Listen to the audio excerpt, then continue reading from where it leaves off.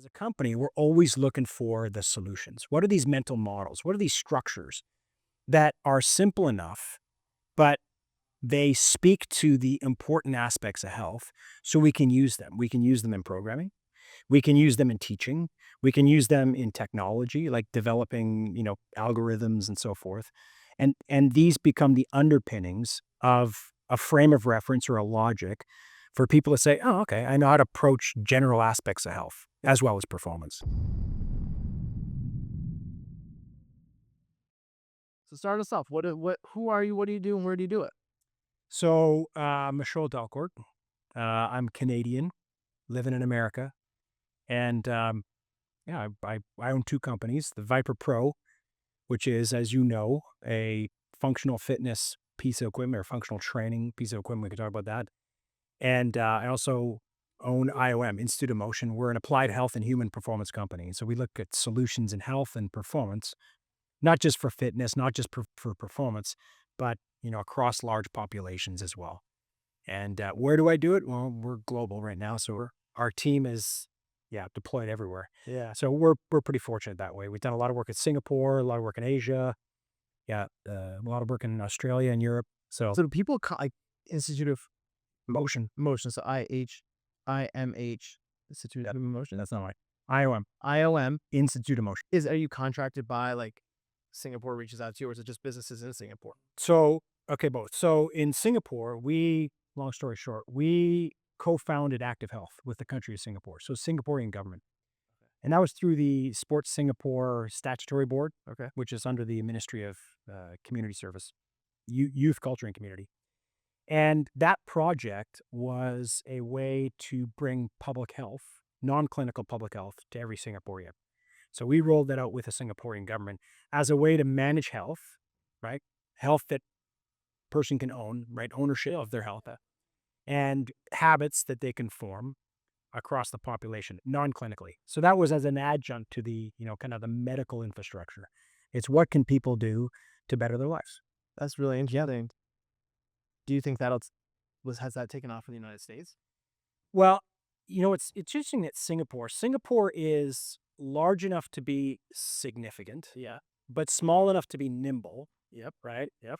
And culturally, they kind of follow, not in a good or bad way, but I think generally speaking, they follow a lot of what the government does in terms of initiatives. Sure.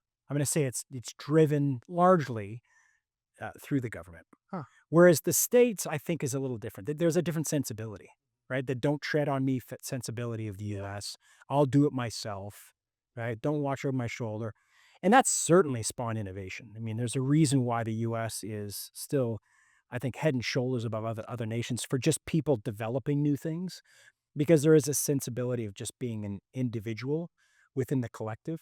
And I think in Singapore, it's probably a little bit opposite to that. There's more of a collective point of view for things and how they manage their approach to day to day, and how they manage their approach to, you know, how they view things. This was not on my bingo card to start the episode, but I thought we might talk more of ViPR, but We're starting with Singapore. we started with Singapore, not on my bingo card, but I'm not mad about it. Just gives an idea of what that looks like. Non-clinical health solutions. Yeah. So you're kind of a doctor. Non-clinical. So think about health, You right? have your PhD? I took my graduate level education at the University of Alberta in Canada. Okay. So here's the thing: is non-clinical would be things that augment. So think about it this way: in your mind's eye, there's a pyramid, Yeah. right? And you think about the medical infrastructure being largely intervention and prevention. Yep. Largely, right? Now, you might think prevention's kind of not really medical, it's before, but we would say it's kind of in the medical sphere, because prevention is you got some malady that's starting to take hold and you got to squash it. So there's some medical intervention, Prevention to intervention. right? But intervention's full blown, entry into the medical Yeah. infrastructure. Yeah. So let's say those are the two top rungs of the pyramid. The base of the pyramid should be health asset building. It shouldn't be prevention in our minds. Yeah.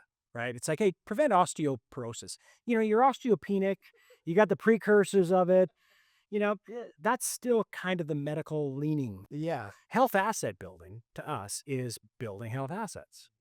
So, call it what you will, exercise, lifestyle. We would say physical, mental, emotional, social, economic are the levers that one could pull non-clinically to build health assets. Okay. Right? So under physical, it could be how you move throughout the day if you train. It could be recovery, including sleep and rest. It could be your attitudes, belief, and relationship with food, as well as what you're ingesting in terms of micro macronutrients. We'll call that physical, right? If you're doing well on that and you're building health assets, you're probably doing a large number of things in that bucket that are really useful. Yeah. Mental, emotional would be things like, mindset, purpose, value, thoughts, feelings, and actions. What are your thoughts? How they inform your feelings and how do you act? Emotional intelligence, right? Brain health or cognition. That would be under the kind of the mental, emotional bucket. And then the social economic bucket is social. It's relationships, it's social ability, right? The ability to be both introverted and extroverted. A lot of times they say, oh, I'm introverted as a personality. Well, we would say don't define yourself by that. Have the skill to be both introverted, some alone time, reflect on life, and then extroverted. Can you be in a group or in a room of people and it doesn't drain you to the point where you're exhausted? Like you have the ability to navigate it. Yeah. And that social spectrum of social health and performance is part of health, right? And you have that quiet time and then you have the ability to interact with people meaningfully and you're able to do it because you built the skill, let's say. So how did you this is just I don't think I've ever really had the conversation of you, and I'm kind of interested in this now. Yeah. Which came first, ViPR Pro or IOM? What the How did you get from because those seem like they overlap a little bit, but they're different. Yeah, true. They're very different. True. Especially what I heard today. We were filming at the Parisi National Summit, Phoenix, Arizona. People will tell by the backdrop. Yep. You were a presenter today. Yep.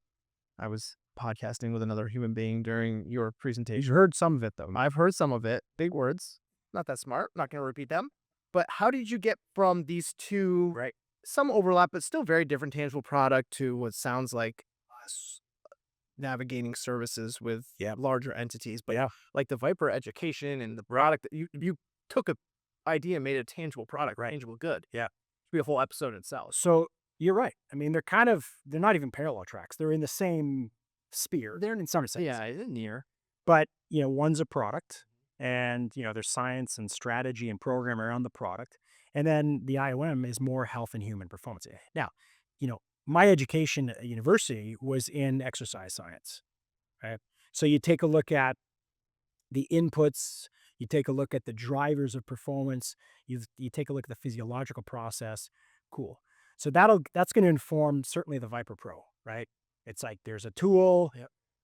You dose it into your training with whatever frequency and load you want, and then you should have some sort of ideally performance outcome increase. Cool. Yeah.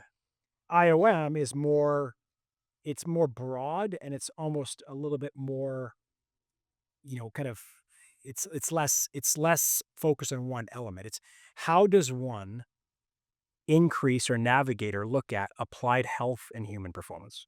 I'm sure it's case by case by who you're working alongside with. And we're always looking at, we're always looking at logic models. Like, how do you take the complexity of that? Right? Like, hey, there's dimensions of health, and you're like, great, okay, where do I start? Yeah, what is that? And how do we take that very broad idea that's kind of conceptual and kind of gray in terms of, it's not that clear necessarily. It's case by case, right? We've talked about, your situation at home and everything else. Yep. Like it's case by case. Yep. But in a non-clinical way, how do you take that and how do you build these logic models? And what I mean by logic models is frames of reference that you can kind of hold in your head that make sense of the kind of infinite possibility of health and what does that mean for an individual. So as a company, we're always looking for the solutions. What are these mental models? What are these structures that are simple enough, but they speak to the important aspects of health so we can use them. We can use them in programming. We can use them in teaching. We can use them in technology, like developing, algorithms and so forth. And these become the underpinnings of a frame of reference or a logic for people to say, oh, okay, I know how to approach general aspects of health as well as performance. Yeah. So which came first, Viper or ION? Answer the Answer the question, Michol. Which came first? So let me think. So, well, in 2005 was the first iteration of ViPR Pro, ViPR, not the Pro, of the ViPR. What did you make it out of? So get this. Because I'm very curious. So now we're switching it to So if we could pivot, we got time. Well, it's actually not pivoting because we're painting the trajectory of time. So 2005, right? In Canada, training hockey players, right? You probably know the story already. These farm kids over the summer months, right, which is the off season for hockey, 16 weeks. The ones that spent a lot of time in the farm, they came back in season, which is kind of September, late September, early October, after third cut. They're just tough on the puck. Yeah. Right? They're just tough on the puck. Yeah. And, meanwhile, we're in the gym all off season, 16 weeks, going through 4 weeks of anatomical adaptation, 4 to 6 weeks of strength. It's 4-ish weeks of strength express, which is power, and then power conversion, which is SAQ, and then into their sport, right? So we thought, this is great. We're building strength and then expression of force. All a good periodized model. Right, and just structured, right? And the way they go. Yeah. So our players are getting better. It's great. But every time we talk to the coaches, hey, how are players doing? Good. Do they need to improve? Well, they need to improve strength on the puck. So hockey, we're battling, we're opposing the players. We're getting into combative situations, right? We're hitting each other. We're jostling for position in the puck. They're saying that our players, by and large, weren't winning those battles more than they lost it, right? So they're not doing as well when it comes to battling situations. Okay. Well, that's probably a function of strength. So next year, hey, maybe a little bit more strength in there. And then, toggling the anatomical adaptation in the power along broader strength platforms so they are stronger. And indeed, they were stronger in the gym, right? Your loads are going up, they're strong. Yeah. Go back into sport, talking to the coaches in season. Coaches say, same thing. Your players need to get stronger on the puck. And we're thinking, well, isn't that what we're doing? Yeah. Right? They're stronger. We can see that they're stronger. What gives? But they're gym strong. Right? And then finally, we caught wind of this and we said, who's beating us to the puck? And if you say that we want more strength on the puck, who are the players that are beating our players in those battling situations? Farm kids. Yeah. And then we're like, okay, farm kids. Well, A, they're not following a good periodized model, like you say. Yeah. It's random to some degree. It's chore-based, right? It seems to be loose in terms of structure. And then it's like, why is that? And then we're asking the question, well, yeah, anecdotally, it makes a ton of sense. Like if I was to wrestle a farm kid, yeah, they're tough. We knew that, but we didn't really know the mechanisms. So as we started to learn about omnidirectional loading, what Bill talks about, as we started to learn about, positional strength, we talked about, the idea of shape stability. Like we didn't kind of know these concepts before, but as we started learning them, that's what they're doing in the farm. Yeah, that makes a ton of sense. Yeah. So then we asked ourselves, okay, how do we get a bale of hay in the gym without the mess? So there was, the floor matting on gym floors. Yeah, we had a couple of those that were going to replace the current floor in the performance center we were at. And they were 4 feet by 4 feet, like squares of rubber floor matting. And we had about 2 or 3 of them rolled up like a piece of carpet, put on end, tethered together in the middle, and just stuff in the corner. And I guess fortunately for us, we were too lazy for the first month and a half to put it on, to actually replace the floor. So they just kind of sat there for a month and a half, in the corner. And one day we thought, for a metabolic circuit, let's just flip them like a tire flip. They were 80 pounds, right? Yeah. Now, not a big tire flip weight, pretty easy to do, but metabolic. We'll do some conditioning work. So of course, as you do, you're flipping it. Well, let's flip it in the frontal plane, right? Side to side. Let's flip it and then try to do, and then Simon Bennett, who is the head athletic development director for the Edmonton Oilers hockey team. And he said to me, he goes, man, if we can put holes in here, or no, actually I said, if we can put holes in, we can put handles, we can pick it up. And Simon said, yeah, we can do like a lunging series and a squatting series. Now that's going to mean nothing to you. But to me, it was like the rocket of clarity went on. Yeah. Like when he said those words, I don't know why those words, but I'm like, that's the bale of hay. It's the bale of hay. Yep. So then, got it. We went to a oil and gas pipe fitter. Like he puts sleeves of rubber in like oil pipelines. Yeah. He does tubes, Yeah. right? Hey, can you make us a 46-inch tube? We cut some handles out. He cut it out. His team cut it out with a knife. And I went and saw him. He was like chain smoking, and he's not looking healthy. And he goes, "What's this for?" And I said, "It's a training. It's a it's Gym equipment. yeah, it's gym equipment." And he's looking at me. He's like, "Oh, really? Okay." But he made it, and we started testing it with the Edmonton Oilers. Huh. And they went back into sport that time later because it was off season. And they were the ones that really urged us. They were the ones that said, "Guys, like, we feel strong. We feel odd position strong. We feel like on the puck, we just have way more strength. You got to get this to market." And so that was probably the push that we needed to say, all right. So then, the rest is. I mean, the ViPR, that was where I thought the conversation was going to start. Yep. It's becoming, at least from my optics, increasingly popular. You see it on the sidelines of NBA arenas. Yep. Guys warm up with it. That's the sport that I follow. You see it in plenty of NFL off season. Yep. I mean, that's the thing now. Yep. Barefoot, they're in weird positions, holding lunges. They've got their foot half propped on a plate. That's crazy. Is that true though? Is it like in the last 4 years? 100. That's actually pretty accurate. So 100%. So we kind of drove our little niche for a long time. Like, 2010 to 2018, we're kind of doing our thing. And, we're getting traction, but not large visibility yet. For a lot of folks, it's like, well, what do I do with this? Fair enough. Like, What do I gym equipment? what do I do? And they grab it and they do 2 bicep curls with it, 2 shoulder presses with it. And clean throws. And they do. And you'll see this every time, right? And they put it down. And by the way, I don't blame them, because if I didn't know any better and it was an unknown, like this tube, it's an unknown, I'm going to attach it to a known. Yeah. And a known for me is Barbells. barbells. I'm going to do some curls and presses. But that's not obviously what it is. But that's what it was for the longest time.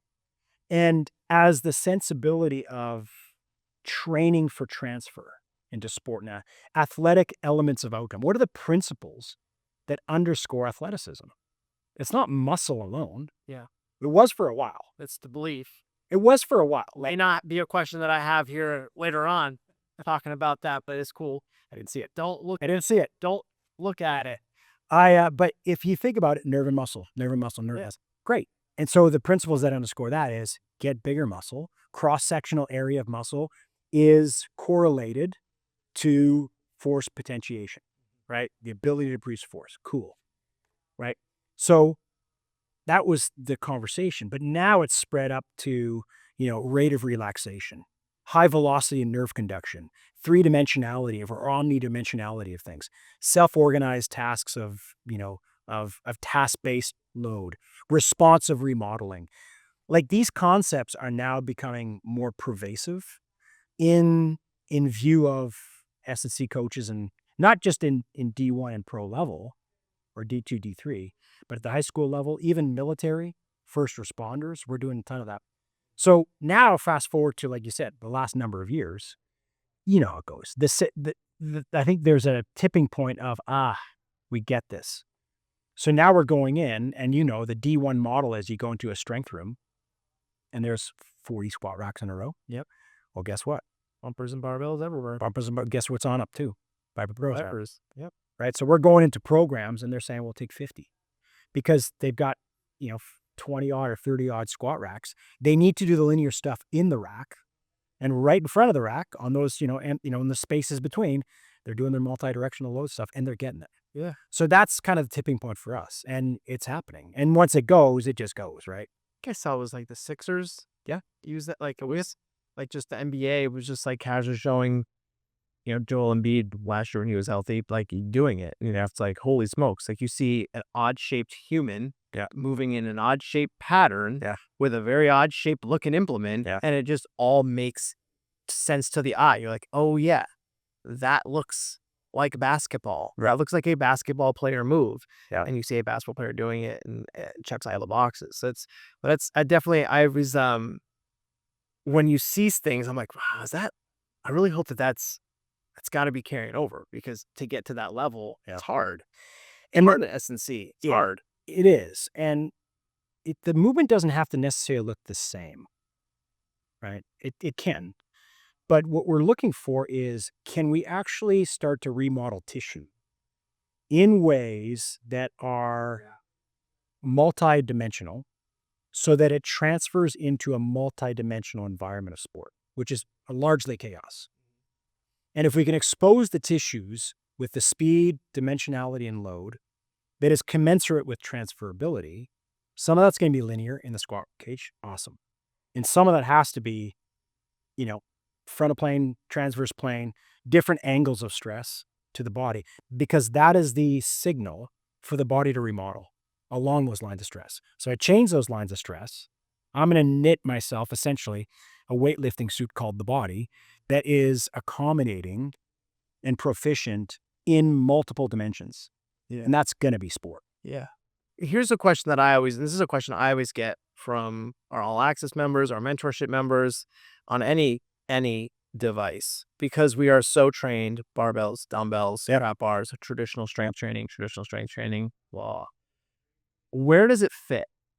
Right. And that's what obviously like you do with like ViPR, like where does it fit? Is it a warm-up tool? Is it an assistance tool? Is it a primary strength tool? I'm sure the answer is yes. The answer is yes. Yeah. But is it on its own workouts? Do you do it warm up for speed? Is it along? I mean, there's no set answer, but people watching, listening, they like the black and white answer. It's like, I'll give you a somewhat. I'm sure you have been asked this before, right? It's a cool product. Where does it fit? So That's what everyone probably looked at you in 2010. It was like, Yeah. what are we doing? Yeah, what do we do with this? So should it replace other tools? No. What's the benefit of a trap bar, a barbell, dumbbell, linear work? Yeah. The benefit is a couple things. A, there's less coordination potential, right? In a lot of cases, it's simpler. Easy to do. And if it's simpler, think about this. There's an inverse relationship between load and degrees of freedom. So as load goes up, right, up and up and up and up, you put more and more weight on the whatever. The more the weight goes up, the more you've got to respect less degrees of freedom. Does that make sense? Yeah, you can't move. You can't pounds in the trap bar. You have less room for error. Correct. Got to go right or it's not going. Well said. Less room for error. So therefore, you've got to respect, some position, and you're going to stay close to that position. If it's the sagittal plane, we'll call it, it's going to be the sagittal plane. And there's benefit to that. So when you deadlift, 300, 400, 500 pounds, you're going to really respect that sagittal plane. So is there benefit? Of course, Henneman's size principle, you're going to access type 2 fibers, you're going to grow the muscle. It's great. Has a place. Sometimes, Bill talks about this too. Is it overplayed? He was always asking that very critical question. Is it overplayed? Like, how much of that do you need? And then how much of it is more allostatic loading, which is just stress loading? And then does it carry over, right? And then if you've got to carry your muscle, like if you're an O lineman, sure. Like jack you up with, you're going to have to be heavy. You have to hit another 300-pound human. Right. And so weight's going to be it's going to be important. Other sports, it's going to be detrimental. If you're a high jumper, good luck. I was going to say, I think volleyball. Volleyball, good luck. You want to be stronger and to a certain degree, lighter. Yep. Because A, less metabolic effort required. You got to carry all that muscle mass into the second set, the fourth quarter, Yep. fifth quarter. It's fine. Fourth- I know what you're saying. Fourth quarter, the third period. You've got to carry that through the length of time. Metabolically expensive. Okay, so can we be stronger in some sports and lighter in some sports? Not all. But if that's your equation, well, okay, load goes up, you got to reduce degrees of freedom. But the opposite is also true. If you decrease degrees of freedom, decrease load as a percent of 1RM, you can increase degrees of freedom, right? Both of those are true. Yep. The decreased load to a point and increased degrees of freedom, that's your farm kit. Yep. Right? That's your farm kit. Throwing a hay bale. Your omnidirectional submaximal loading. Omnidirectional, okay, multiple directions, submaximal loading. You're actually choosing lower loads on purpose. Now, those lower loads at certain angulations may be pretty max for you. Yep. Like today, we did the hands-on. We were doing lateral shifts and lateral sways of the hip and then lateral shifts of weight. You start grabbing our 20 or 16 kg and Feel it. a lot of people can't do it. Yeah. Now, some strong guys can, and we've got a 32 kg, 6 to 70 pounds. And, 70 pounds doing a deadlift's no big deal. Take a 70-pound couch and try to, move it off your mid. Away from the body, pushing up the stairs. Right. Yeah. It's near impossible, if not impossible. And so strength is always a relative thing. And how we train strength is going to depend on what our outcome is. And to your point, everything has a place. Barbells and dumbbells are really good for linear lifts to really increase load. Ours is a multi-directional load. You can do it with velocity. You can do it statically with holds, like stress relaxation holds for fascial remodeling. And we chose to go up to 70, and that's it, because a lot of people can't even move the 20 kg, right? I think I asked you once, what's the best size to buy? And I think you told me it was like an 8 or a 12 kg. 6 and a 12, sometimes for roasting, somewhere in that area. Yeah. And those feel heavy. Like, well, it depends what you do, right? Yeah. That's, you say like 12, they're like, oh, what's that, 24, 25, 26 pounds? Yeah. That, you start moving that in odd positions with velocity. Yeah. And that feels like you're moving the earth. Yeah. Like, it's unbelievable. Right. And so, within the spectrum, so now we've got load and we've got the introduction of multi-directional load. So then we've got a speed component, a velocity component. We can go very little or if no speed at all, isometric. We can go a lot of speed, right? So high velocity nerve conduction. And that high velocity nerve conduction can be done with heavy weight, which is strength speed, or it can be done with lightweight, which is speed strength. Both have a nervous system that is going fast. One has way more limb velocity than the other, like the lower weight. Yep. But now we can start doing that. So instead of just a hand clean, which is a great drill, we can start doing that omnidirectionally. So we want you to now rotate violently with intention, because that's what power is, right? To access those fiber types. And we want to do it in this example, in the rotational element, and stick the landing, bang, right? So you're rotating, whether you're lifting heavyweight or lightweight. The mechanisms slightly change, but you're still working speed strength or strength speed. And that would be then a velocity element, to the omnidirectional loading. That was, I don't know if you saw the questions, because my first question was, can you explain to me omnidirectional loading like I'm 7, was the first thing that I put. So you touched on that. Thank you. I don't know if you saw that. You were looking earlier. I have to flip the page. Come on. I didn't see that. You actually kind of talked about this. This is an adjacent to what we were talking about. There's a lot of really good nuggets in there.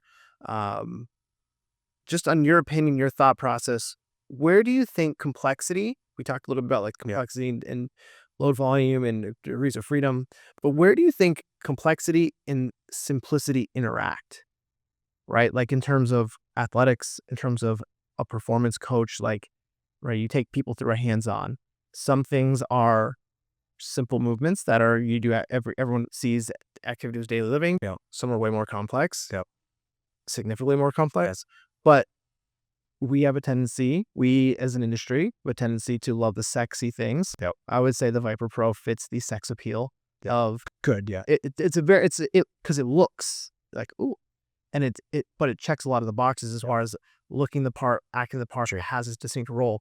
In your opinion, like this idea of complexity and simplicity, like where do you think it interacts? Yeah. How does the ViPR obviously fits a role in there, but just take it. You're an intelligent fella. People know this after that first question to answer, but where do you think those concepts really live in today's world for the performance coach? It's always a continuum, isn't it? Yeah, it is. I mean, and we're continuum thinkers, right? Everything lies on a continuum. Like, we always live in sound bites. Yeah.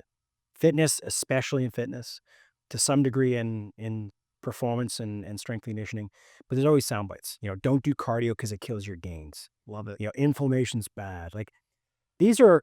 Why'd you pick those two? I don't know.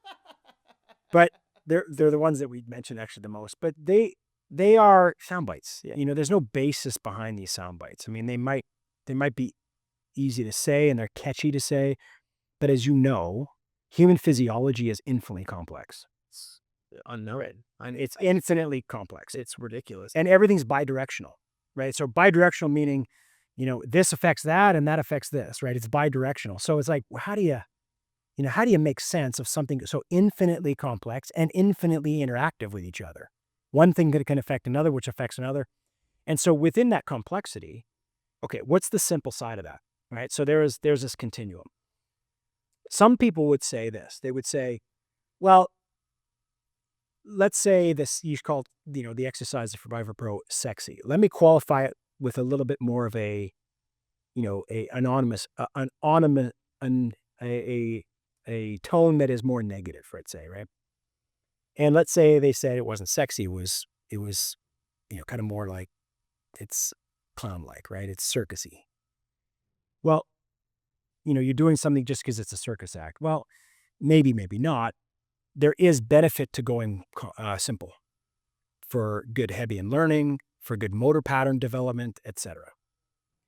And then eventually, can you add layers of complexity within self-organization that allow the human structure to be more dynamic? It self-organizes more complex inputs. And if your body can do that, then it goes towards, let's say, a good basis of abilities to being more unbreakable. Because less and less things are going to rattle the system. Yeah. Right? Yeah. So it's like composition, right? You start with simple notes, and then, compositions can get quite complex. That is the body. And so to be able to develop that along the way in meaningful ways and thoughtful ways that you've, kind of determined these are going to be important, allows the body more complexity. And I can give you an example if you want, but that complexity makes a person more unbreakable. They can bend without breaking. So the question isn't where is the intersection between simplicity and complexity? It's a continuum. We want to get to complexity for a sake of development in a way. Let me get correct. That's over time. Like that's not a linear fashion. That can be a lifetime. That's adaptation. Right? Yeah, it is. It's super compensation. That's adaptation. So adaptation is, so think about this. One exposure to one input, right? One dose response is a response. You do something, you get a response. A series of responses over time that's intelligently laid in at good cadence is adaptation. Yep. And adaptation is super compensation. And that's what we train for. And part of that is, be unbreakable. I'll give you an example that's less on the ViPR Pro side, but more on the metabolic side. Right? So you've got different energy systems to your body. Fuel. You got different fuels, right? Oh, yeah, fuel. Okay. Yeah. Yeah. And you can derive those fuels for energy, right? So sugar, right? Glucose. Yep. You can derive energy from fats. So fatty acids, carbon molecules going into the Krebs cycle. You can derive energy from proteins, oxidative transamination and deamination, which goes into the Krebs cycle. Now, one would think if you're unbreakable, you're going to use a lot of sugar, glucose, stored or in the, in the liver or in the bloodstream, or you would use fats. But, God forbid you use proteins, because that's going to whittle away my good stuff. Yeah.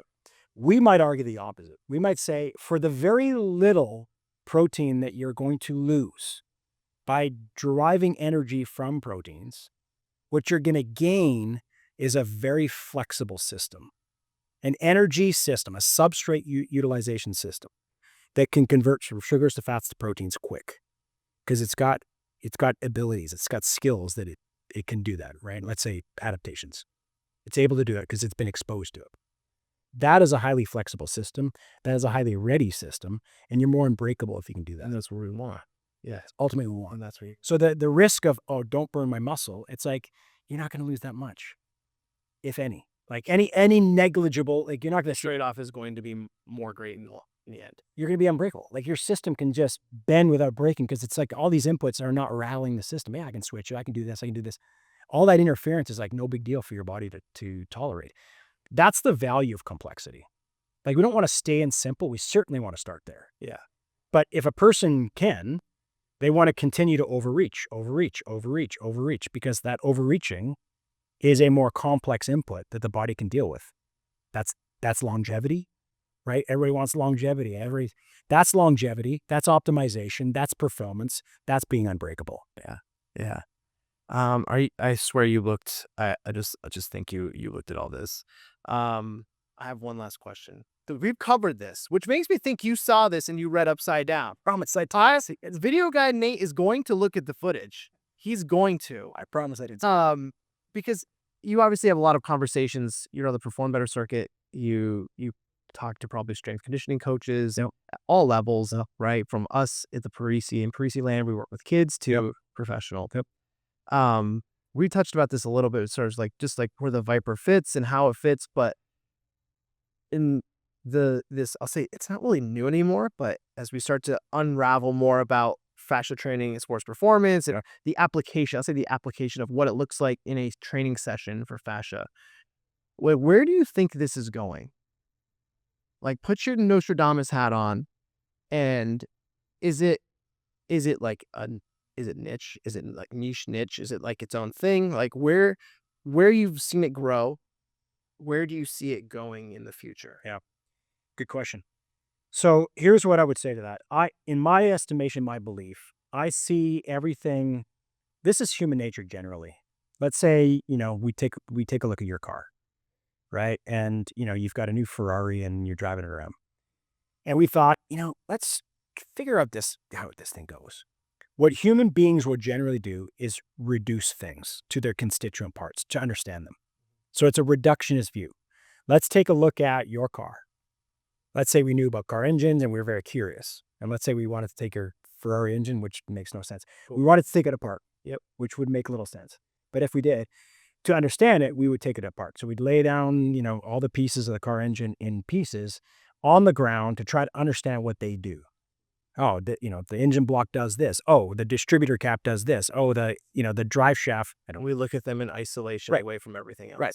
So, so we do that and we kind of get an understanding. Oh, I don't know nothing about car engines, but the flux capacitor does this and the, whatever. But at a certain point in time, we have to look at the relationships that exist. Like you have to look at the relationship between the distributor cap, the piston in the chamber and the drive shaft. Like that relationship is where we go, the connection of all those turns the wheels. And the flux capacitor hits so many gigawatts. That then we know we go time travel. Do you think I would gloss over that reference? Do you think I was going to miss that? I was hoping there'd be a little bit more of a laugh when I said it. I was listening. I'm trying to follow the conversation. I'm like, I know what you did there. I'll get it back in there. I'll get the call back. So if we look at the relationships, right, in this analogy of the car engine, then that's where the understanding emerges. So I think where this is going is, although we are talking about fascia as being an independent part of this engine, right, and we're already starting to dabble in this, the next step is to look at the relationship between fascia, the nervous system, the muscular system, pressure in cavities like hydraulic amplification. We're looking at the relationship of fascia and the other structures to see how they relate and how they operate together for an outcome. And you heard it today. Yeah. You heard about the nervous system and fascia. You heard about the muscular system and fascia, or force transfer proteins and muscle. Yep. Right? What the muscle's going to pull on, that's fascia. I heard about the endocannabinoid system today. Endocannabinoid system, right? And so that endocannabinoid system in the fascia, right? So we are now, and you're seeing this, before it was just fascia. And I think that's where a lot of the confusion comes in, because we look at it through isolation. 100%. And it doesn't exist in isolation. That literally doesn't. Okay, so now I have to add one, like we do plyometrics in isolation. We do hypertrophy in isolation. We do speech work in isolation. That's what we do in strength conditioning. We look at everything in isolation, but it all matters. And it's all affecting the tissues. Like if you're doing linear load stuff in the squat rack, that's fascia work. Right? You're just doing it in a certain way to elicit a certain adaptation. And if you want a more broad adaptation, change the inputs. Right? So, that's where kind of people sometimes they get a little bit, they get their hair out of, they push back a little bit. Like, okay, you're talking about all this, crazy stuff, this fascia. No. The traditional stuff that people are doing right now, yes, that's fascia training. Yeah. You're gonna have an effect on the fascia. Yeah. Right. Well, I think the conversation here is, can we broaden some of those aspects so that we're remodeling it in certain ways that are not commensurate with, load in one way in an S&C environment, let's say. Like responsive remodeling is all about elastic recoil, right? Limb velocity is, and three-dimensional limb velocity is very much this idea of, can we move very quickly omnidirectionally. Yeah. In a training environment, you see it in sport all the time. Can you load it? Can you overload it? Because then by the time you get to the sport, man, you've got the ability to rev your engine, no problem. Yeah. So that would be, I think, the next step is looking at the relationships of things and how that defines function, how that defines performance, how that defines kind of human physiology. Phenomenal answer. It's a phenomenal podcast. It's the best one. Is this what you thought? How many podcasts have you been on? Where does this rank? Define our relationship right now. Everyone is watching. Define it. It won't be our last. No, I look forward to more conversation. It's I enjoy it every time. I have to. I'm intently keeping up. Yeah. But it's always awesome. Well, here's what I think it's valuable is that you want to be able to make this information accessible. Like your first question, like describe it as if I was a 7-year-old. Yeah. It's smart because at the end of the day, it's give it to me in a way that is palatable that I can marry against all these other things. Because if not, it just becomes complex for complex sake. And then it's not clear. Yeah. And if it's not clear, then it's not actionable. Yeah. So I appreciate you.